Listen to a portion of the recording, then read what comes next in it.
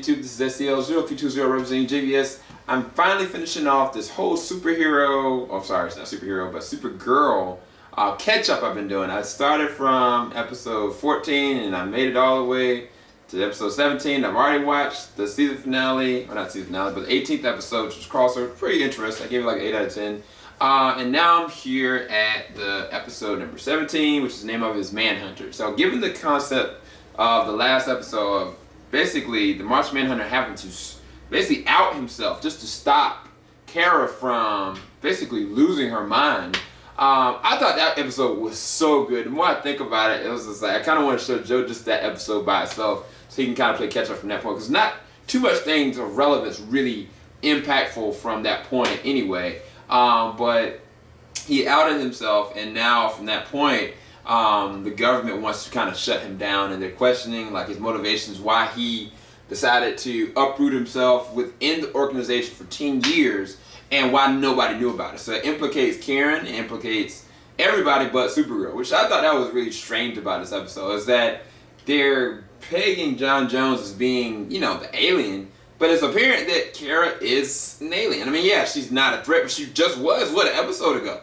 But yet, everybody forgets that fact, and they just go straight gung-ho for him. And I was thinking, there's going to be some kind of deterrent for Supergirl, I assumed, but that didn't happen this episode. I thought that was kind of disappointing and a letdown in an extent, but they did some really good things with John Jones' character, especially with having Karen Danvers' father being brought up in this episode. And Dean Cain himself gets brought into this episode as Jeremiah Danvers, the father of Kara and Alex. And I thought that that was actually really interesting and compelling, because it showed the relationship between John Jones and, you know, Professor Danvers. And not just that, it alludes to some interesting revelations as to how Kara came to being, because it goes through these different series of interviews that have flashbacks showing the way they got to each other. And not just that, even Lucy Lane plays a really big role in this one, which I thought, when I skipped over to the 18th episode and then I went from 16, I was thinking, what was all the backlash in between?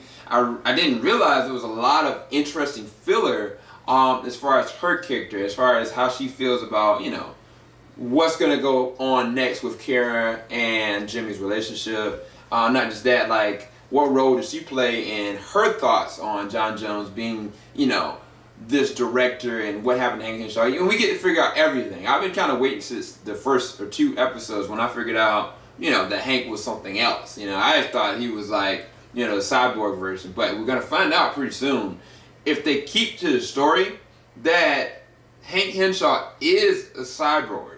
So I'm not sure if they're going to put that into play and John Jones is going to have to be permanently, you know what I'm saying, like John Jones as in being the alien form. Either way, I think the CG for John Jones is awesome. I mean, the visuals for Supergirl in general, specifically the flight sequences, have actually been all pretty awesome. But for this episode, I thought it was an interesting story. They did a really good job with the pacing as far as the flashbacks. They escalate the character Lucy Lane in a specific way, especially her relationship with Kara. And even more so, Alex and John's relationship gets tested. And I really love the payoff on that. It's just not a lot that really kind of happened. There really wasn't any real villain. It was more so like, you know, how they're going to stop this situation from coming to. Now it makes more sense, thinking about the 18th episode, why, you know, Hank and Alex were not in there, because the revelation of what they find out after John Jones puts his head on one of the persons that puts him captive is pretty interesting. And I was thinking, I was like, where are they going to go with this? So that's the intriguing part about this episode. I'd probably give it like a 8.5 out of 10. I guess it's pretty decent. I just didn't like the fact that it was kind of stupid that they didn't treat Kara as a hostile either. I thought that was really strange. It didn't make sense as far as continuity wise. Now, I do say that Siobhan, the character, becomes something totally different in 18 episodes. So if you haven't seen that, then I'm not going to bring it up. But her reveal, you know, of her powers, or, you know, who she becomes, is pretty awesome. It's just, it wasn't the same kind of payoff in the 18th episode.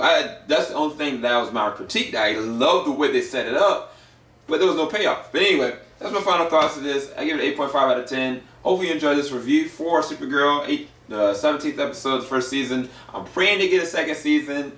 Definitely, I mean, we'll see where it goes. But keep it locked. JVS, we ain't gonna stop. Definitely keep me lifted up in your prayers. I'm doing a lot better physically. And talk to y'all soon. Peace.